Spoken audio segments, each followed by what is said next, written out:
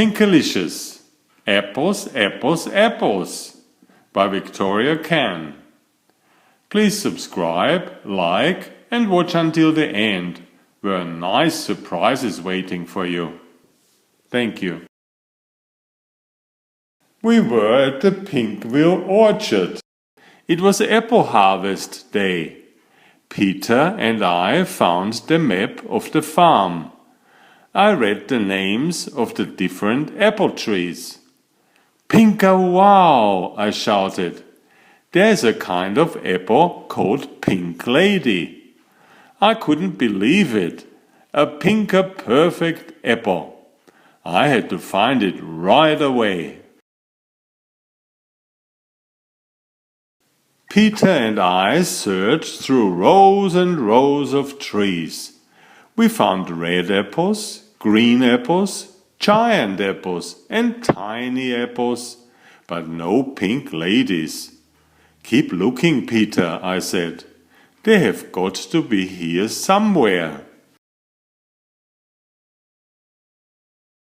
Oh, Pinkalicious! Peter called from behind me. Look what I found! I turned around and saw my little brother with his arms full of round, rosy apples.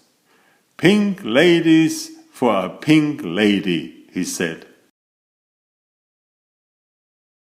Peter and I giggled as we put the apples in our wagon. Let's get some more, I said. We ran back and forth until we filled up the wagon. More? Asked Peter. More, I answered.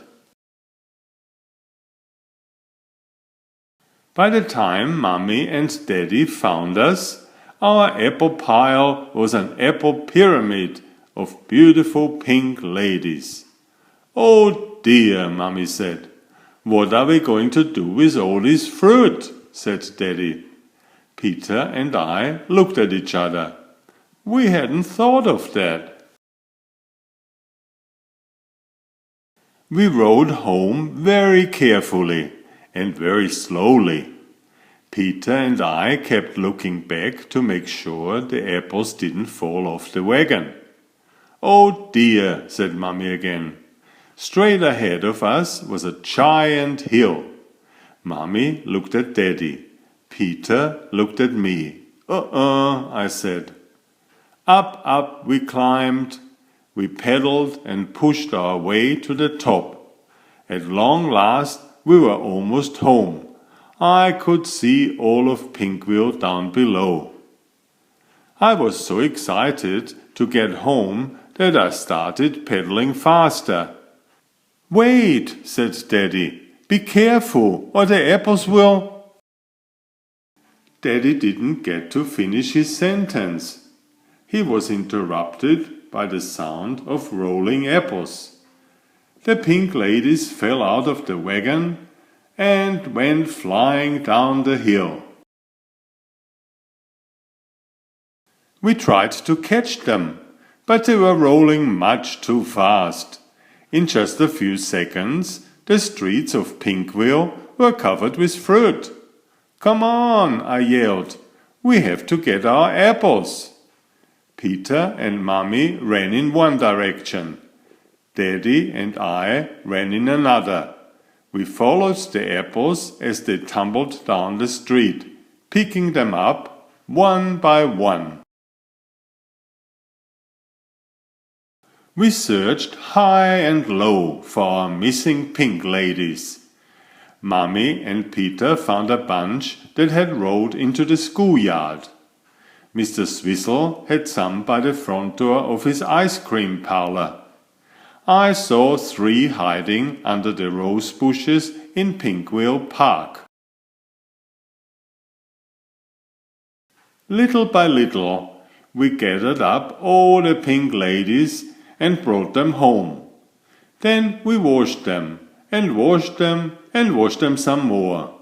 Some of them were a little bit bruised, but they were still good enough to eat. So we ate them. All week we had apples with every meal. Apple cake, and apple crumble, apple sauce and apple cider, sliced apples, diced apples, dried apples, fried apples, even apple ice cream. By Friday we had eaten nothing but apples, and we still had many left.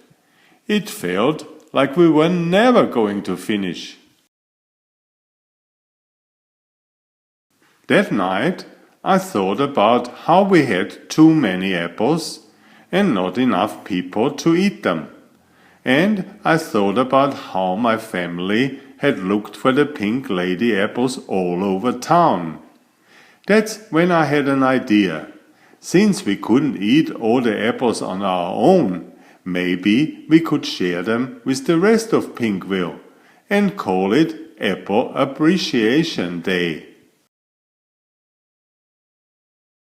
The next day I brought a shiny fresh apple and a whole apple pie to school and gave them to Miss Penny.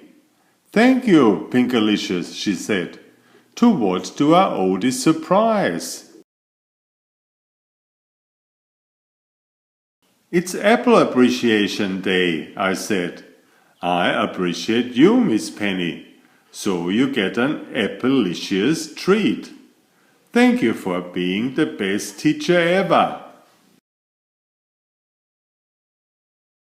My friend Allison was out sick, so when I got home, Mommy and I went over to her house with a basket of apples.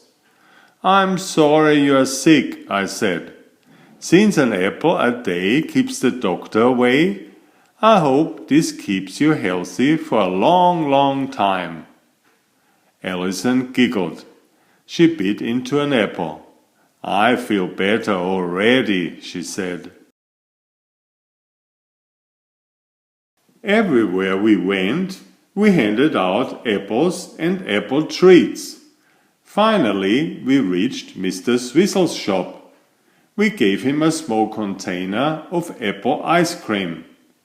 "Mr. Swizzle, you spent all day making sweet treats for everyone in Pinkville," I said.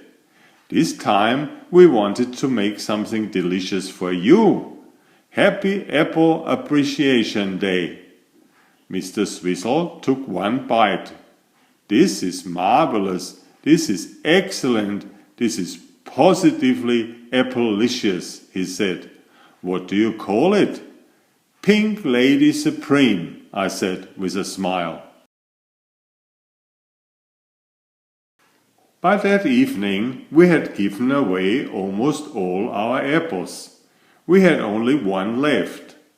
"Looks like Apple Appreciation Day was a huge success," said Mommy and Daddy, giving me a big hug. Then Mommy took the last apple out of the basket. "This one's for you, Pinkalicious," she said, as she cut it in half and twisted it open. Inside there was a star. "A pink lady with a star inside," said Daddy. "That sounds like someone I know." "Thanks for being so generous with the apples and for thinking of other people," said Mommy and Daddy. "You are our star." Enjoy my new series Oliver and Jumpy. 19 video books with about 500 pictures. There is text, but I also read it aloud for the younger children. I have written 65 stories and had them illustrated at great cost for your children's fun. Oliver is an elegant tomcat and Jumpy is his lady friend. Oliver loves to ride in Jumpy's pouch when they go for adventures together. Please find a link to the first book in the description of this video. Please always subscribe and like if you find my effort interesting. Thank you so much.